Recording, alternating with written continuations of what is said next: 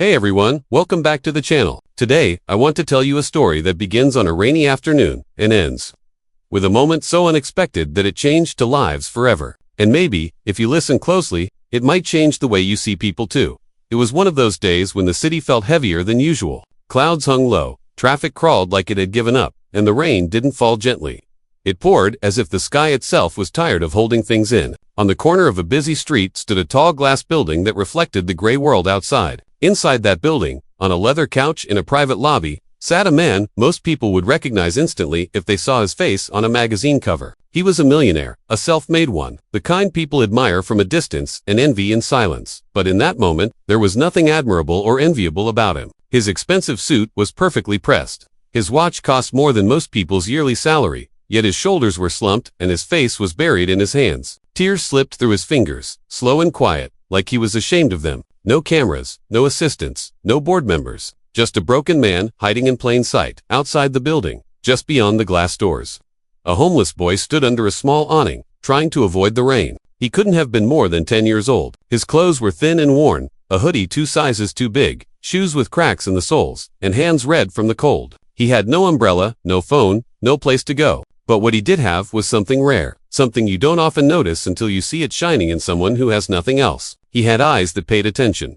People passed him all day without really seeing him. Some looked away quickly, some pretended to check their phones, others walked faster as if poverty was contagious. He was used to it. He didn't expect kindness anymore. Hunger had taught him to expect very little from the world. As the rain continued, the boy glanced through the glass doors of the building. That's when he saw the man inside. At first, he thought it was just another rich person waiting for a car. But then he noticed the tears. Real tears. Not the kind you wipe away quickly, but the kind that fall because holding them back hurts more than letting them go. The boy tilted his head, confused. In his short life, he had seen adults cry before, but usually people like that man didn't cry in public. People like that were supposed to have everything. Money, power, safety. What could someone like him possibly be crying about? Something inside the boy stirred. He didn't have the words for it, but he felt a pull, a quiet tug in his chest. Despite the rain, despite the guards near the entrance, despite every lesson the streets had taught him about staying invisible, he stepped closer to the door. One of the guards noticed him and frowned, ready to shoo him away. But before he could say anything, the millionaire inside looked up. Their eyes met through the glass. For a second, time seemed to pause. The guard hesitated, unsure. The millionaire saw the boy standing there, soaked and shivering, staring not with greed or expectation, but with concern. That alone caught him off guard. He wiped his face quickly, embarrassed, and nodded slightly. The guard sighed and opened the door just enough for the boy to step inside. The warmth hit the boy instantly. His wet clothes clung to him, and he stood awkwardly on the shiny floor, afraid to drip water everywhere. He didn't know why he had come in. He just knew he couldn't walk away anymore. The millionaire cleared his throat and tried to regain his composure. He reached for his phone, maybe to call someone, maybe to distract himself. But the boy spoke before he could. His voice was small, almost lost in the echo of the lobby. "Can I hug you?" he said, then paused, unsure if he was allowed to finish. Said the homeless boy to the crying millionaire.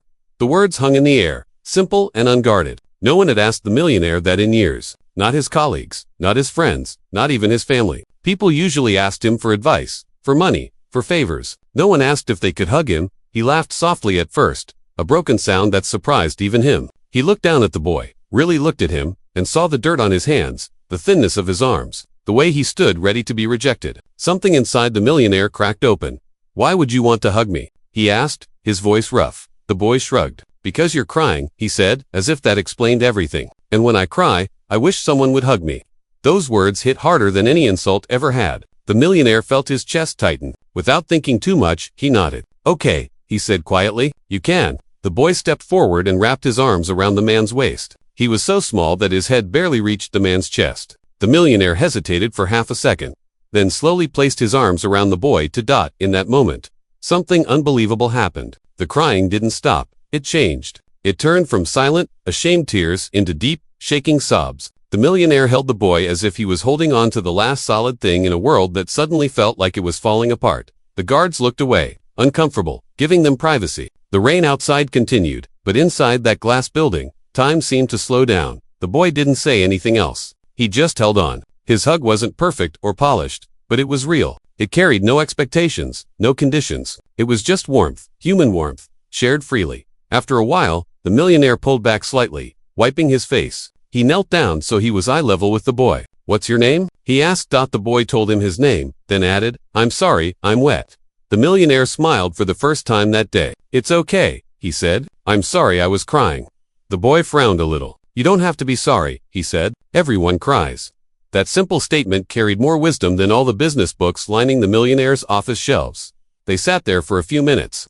Talking softly, the millionaire learned that the boy slept wherever he could, that his mother had died, that his father had disappeared, that the streets had become his classroom and his teacher. The boy learned that the millionaire had lost his son in an accident a year ago, that no amount of money had been able to fix the silence left behind, that success felt meaningless when there was no one to share it with. When the boy heard about the son, his eyes widened. "That's why you're crying?" he asked. The millionaire nodded. "I miss him every day."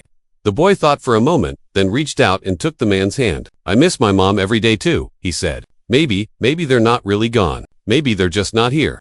The millionaire swallowed hard. He had spent months in therapy, listened to countless comforting phrases, but nothing had reached him like that simple sentence. What happened next was shocking, not because it was loud or dramatic, but because it was so quietly life. The millionaire stood up and made a decision that would alter the course of both their lives. He asked the boy if he was hungry. The boy nodded, embarrassed but honest. The millionaire ordered food, not just a snack, but a warm meal. They ate together in the lobby, two people from completely different worlds, sharing fries and sandwiches, like it was the most natural thing in the world. Then the millionaire made a phone call, not to security, not to social services right away, but to himself. In a way, he decided that the wealth he had built would no longer just sit in accounts and investments. It would be used for something that mattered. He arranged for the boy to have a safe place to stay that night. Not a shelter floor, but a clean bed, warm blankets, and a sense of safety he hadn't felt in a long time. He promised, not with empty words, but with action, that he would not disappear from the boy's life. The boy didn't fully understand the scale of what was happening. He just knew that the man he hugged was kind, and that for the first time in a long while, he didn't feel invisible.